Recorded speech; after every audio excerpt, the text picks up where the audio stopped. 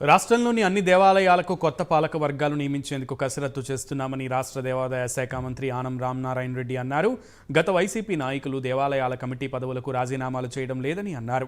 వారంతా తక్షణం రాజీనామాలు చేయాలని మంత్రి విజ్ఞప్తి చేశారు. రాష్ట్రంలో దేవాలయాల అభివృద్ధికి ప్రత్యేక ప్రణాళిక సిద్ధం చేస్తున్నామని చెబుతున్న మంత్రి ఆనం రామనారాయణ రెడ్డితో మా ఉమ్మడి తూర్పుగోదావరి జిల్లా ప్రతినిధి శ్రీరామ్మూర్తి ఫేస్ టు ఫేస్. దేవాదాయ శాఖ మంత్రి ఆనం రామనారాయణ రెడ్డి గారు తూర్పుగోదావరి జిల్లాలో పర్యటిస్తున్నారు. ఇప్పుడు అనపర్తిలో అనేక కార్యక్రమాల్లో పాల్గొన్నారు. దేవాదాయ శాఖలో తీసుకోబోతున్న సంస్కరణలు అలాగే కమిటీలు కొత్తగా నియమించే కమిటీల మీద ఆయన్ని అడిగి తెలుసుకుందాం. చెప్పండి సార్, ఇప్పటికే కొంతమంది కమిటీల్లో ఇంకా పాత వాళ్ళే ఉన్నారు. కొత్త కమిటీలు ఎప్పుడు వేస్తారు? మీరు ఎట్లాంటి ఇప్పటి వరకు పాత కమిటీల్లో ఉన్నటువంటి వాళ్ళకి ఇంకా కొంత సమయం ఉన్నా వాళ్ళని గౌరవప్రదంగా రాజీనామా చేయమని చెప్పి మేము సూచించాం. కానీ వాళ్ళు ఇంకా రాజీనామాలు చేయలేదు.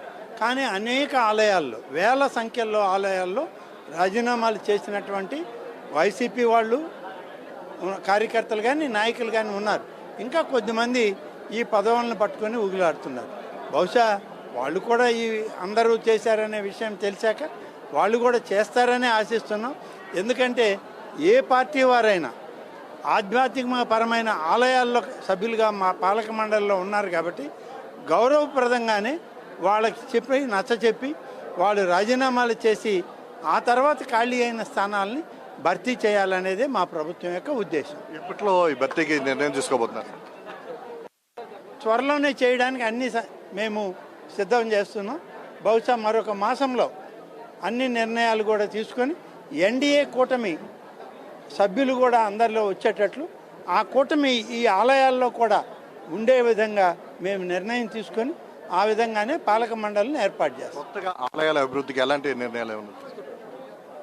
ఇప్పటికే సిజిఎఫ్ ఫండ్స్లో చాలా ఆలయాలకి నిధులు ఇచ్చాం. ఇవాళ ఇంకా నిధులు ఇవ్వడానికి చాలా ఆలయాలు పెండింగ్లో ఉన్నాయి మా దగ్గర. తప్పనిసరిగా ఏదైతే అర్హత కలిగినటువంటి ఆలయాలు ఉన్నాయో వాళ్ళన్నింటినీ కలిపి ముఖ్యమంత్రి గారి ఆదేశాల మేరకు నిధులు సమకూర్చుకొని ఆలయాల అభివృద్ధికి నిధులను కేటాయించుకుంటాం.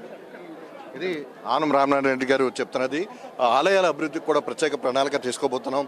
ఆ నిధులు సర్దుబాటు చేసుకుని అన్ని దేవాలయాల అభివృద్ధికి కూడా సమగ్ర ప్రణాళిక తయారు చేస్తామని చెప్తున్నారు.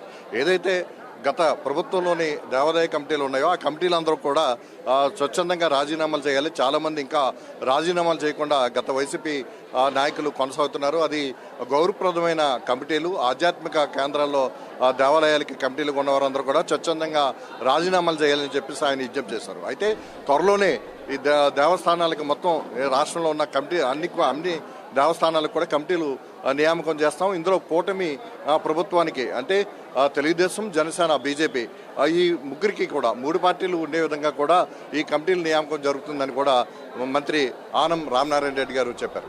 కెమెరామెన్ రామకృష్ణతో శ్రీరామూర్తి, ప్రైమ్ న్యూస్, అనపర్తి నుంచి.